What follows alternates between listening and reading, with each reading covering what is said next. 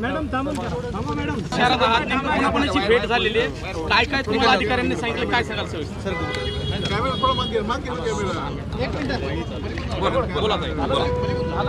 आज सकाळी मी बीडला जवळजवळ 9:30 वाजता पोहोचली आहे. तेव्हा मी आधी कुटुंबाची भेट घेतली आणि त्यानंतर मी असं ठरवलं की मोर्चात मी भाग घेणार नाही, कारण ही सगळी राजकारणी मंडळी होती. कोणाची काय पोळी भाजायची होती, कोणाला काय म्हणायचं होतं, या सर्वपक्षीय बैठका वगैरे मला कळत नाहीत. आमचा स्टँड खूप क्लिअर आहे. आम्हाला असं वाटतं की जे संतोष देशमुख कुटुंबाला न्याय मिळवून द्यायचा असेल तर 1 दिवसाच्या मोर्चाने काही होणार नाही. जोपर्यंत ठिय्या आंदोलन करून चक्का जाम बीड होत नाही तोपर्यंत काहीही यत्न साध्य होणार नाही.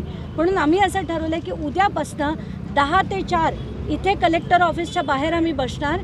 आजसुद्धा अनेक लोक येऊन भेटून गेले आहेत, कितीतरी पुरावे त्यांनी दिले आहेत वाल्मिक कराड विरुद्ध.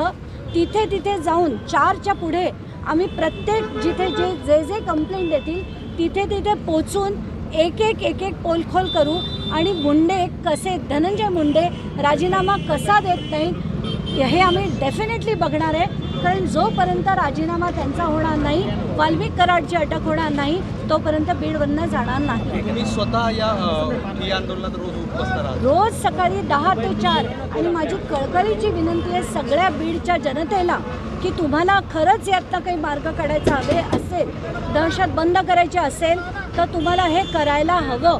तुम्हा सगळ्यांना रस्त्यावर येऊन लढायला हवं. बरं, आज मोर्चा झाला, आपण पुढे काय आता पुरावा केल्याशिवाय काय होणार? म्हणून माझं म्हणणं तेच आहे की मोर्चातनं पुढे साध्य काही होत नाही. म्हणून मी मोर्चाच्या त्याच्यात गेले नाही. आम्ही मोर्चा जिथे संपला त्या मीटिंगच्या याच्या मागे बसून होतो आणि आम्ही असं ठरवलं आहे की जोपर्यंत बीडमध्ये ह्याची अटक होत नाही तोपर्यंत आम्ही लढणार. आमदार सुरेश धसांनी तुम्ही केलेल्या आरोपाचं खंडन केले, तुम्हाला बीडची काही माहिती नाही असं देखील ते म्हणाले. कदाचित सुरेश धसांना भ्रम झाला असेल.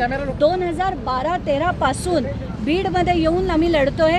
तुम्हाला कदाचित आठवत असेल जेव्हा सुनील केंद्रेकरांची इथनं तडकाफडकी बदली करण्यात आली, 5 दिवसाचं ठिय्या आंदोलन इथे देऊन केलं होतं, जोपर्यंत त्यांना परत नाही आणलं.